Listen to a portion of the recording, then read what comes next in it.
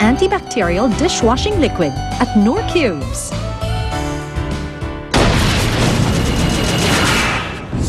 Ang dalawang teams na nakakagawa ng lahat ng ito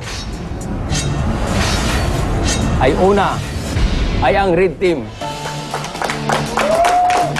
Please, step forward, Aileen. Congratulations!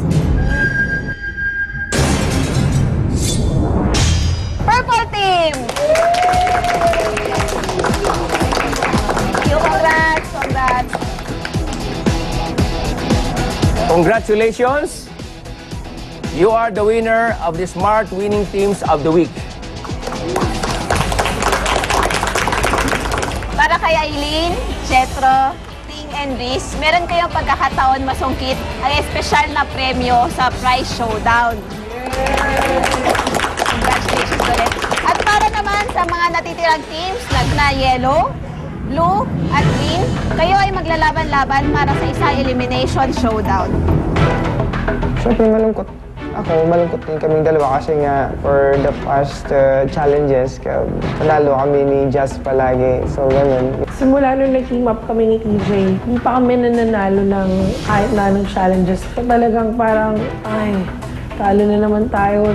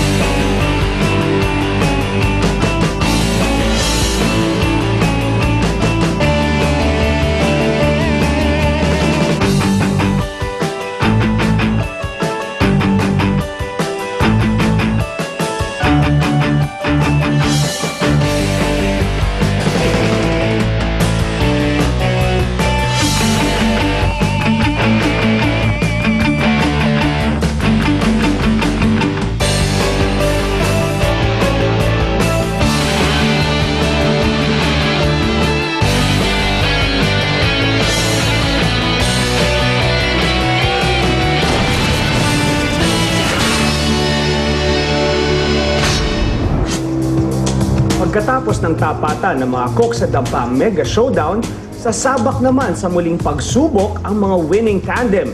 Si Jet at Aileen, laban kina Riz at Ting. Mami, anong gagawin natin? Pagpasok namin dun sa kitchen studio, nakita namin yung parang pasta maker. So, talagang kinabahan kami ng todo kasi hindi kami marunong gumawa noon. First time ko mapasabak sa ganon, so I was so excited, happy ako, even for Jetro. Kasi yung feeling na may achievement ka. Sa panahon ngayon ng mga internet, cable TV, at napadaling travel sa iba't ibang bansa, mas naging informed tayo sa mga sari-saring mga kultura. Kaya naman, sa pagdating sa pagluluto, nauso ang fusion cuisine.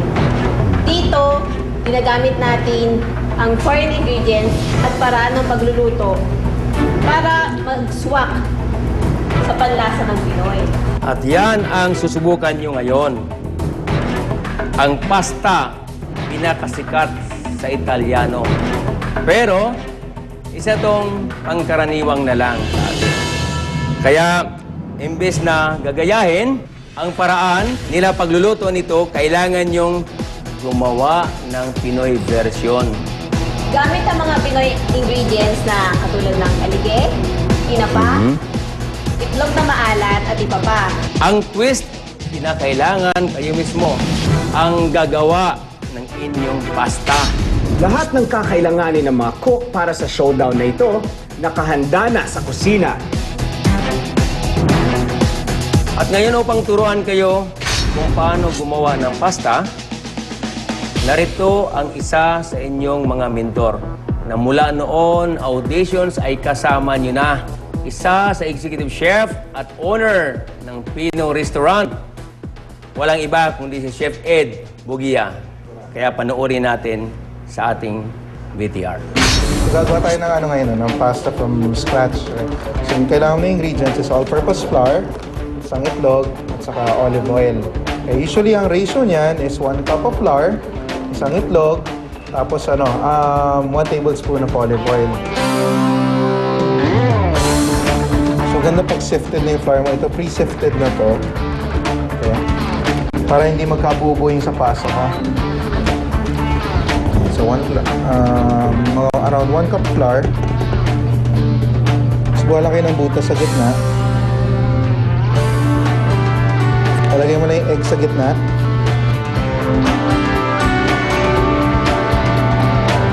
Okay. Pag na-handle mo na yung dough mo, masahin mo lang na konti. Pagka may naramdaman ka pa na basa na part, so may egg pa yan, dagdagan mo lang ng flour. Okay, ayan, 1 teaspoon. Number 1. Yun ang pinakamalapad na setting sa pasta machine nyo. Okay, so doon yung papadaanin yung pasta. Siguraduhin may flour o harina ang pasta maker bago ito gamitin. Excited ako kasi I've been watching TV, may mga ganun eh. Pero this time, ipapagawa pala talaga sa amin. Kung malambot pa ang masa, lagyan uli ito ng harina bago ito idaan sa pasta maker.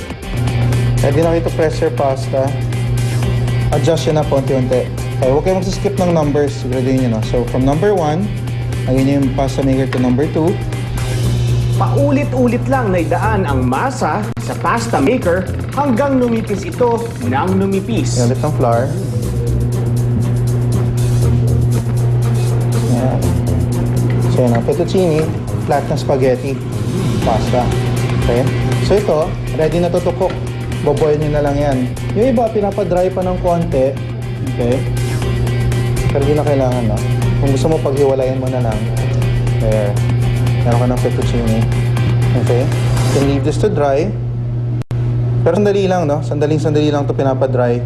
Okay? Kung gusto mo, diretso na sa boiling water, boiling salted water, yun na yung fettuccine mo.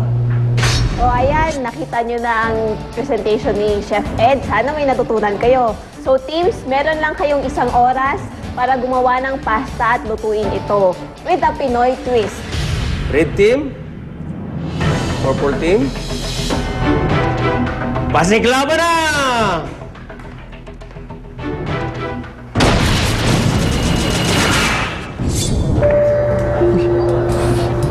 Marusa ba? Noong panahon ng mga prinsesa